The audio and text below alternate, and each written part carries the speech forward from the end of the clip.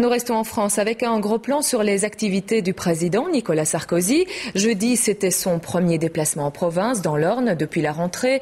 De quoi rester en contact avec la population. Mais attention, il convient d'éviter les dérapages. Et Jean-Philippe Chalère nous l'explique, chaque petit détail compte. Nicolas, comment vas-tu ? Pour mettre en scène la rentrée d'un président reposé et à nouveau plein d'énergie après son malaise, les communicants de l'Elysée ont trouvé un symbole fort, une usine flambant neuve, mais dans un secteur en difficulté. Ici, on fabrique des sièges et des pare-chocs de voitures.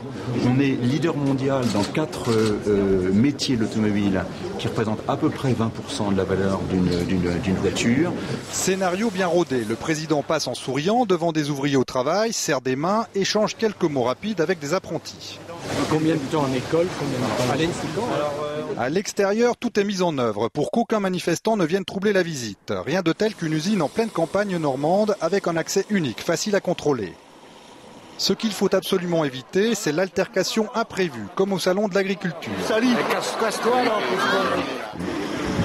Il faut donc soigner le casting. On fait venir des employés d'autres sites, un peu comme des figurants, mais ils sont, paraît-il, tous volontaires.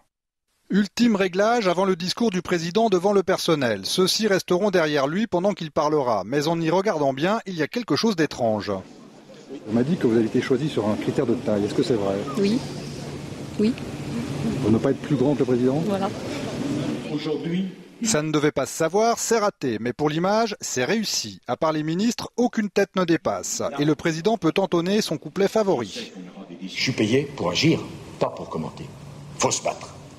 Et c'est ce qu'on fait. On écoute poliment, mais on n'en pense pas moins. C'est effectivement une image de communication du président.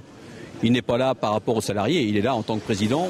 Pas de paysans en colère, pas d'ouvriers insultants. Dans ses déplacements, Nicolas Sarkozy ne veut désormais voir qu'une seule tête. Ça fait de belles images, mais pas sûr que les Français soient dupes.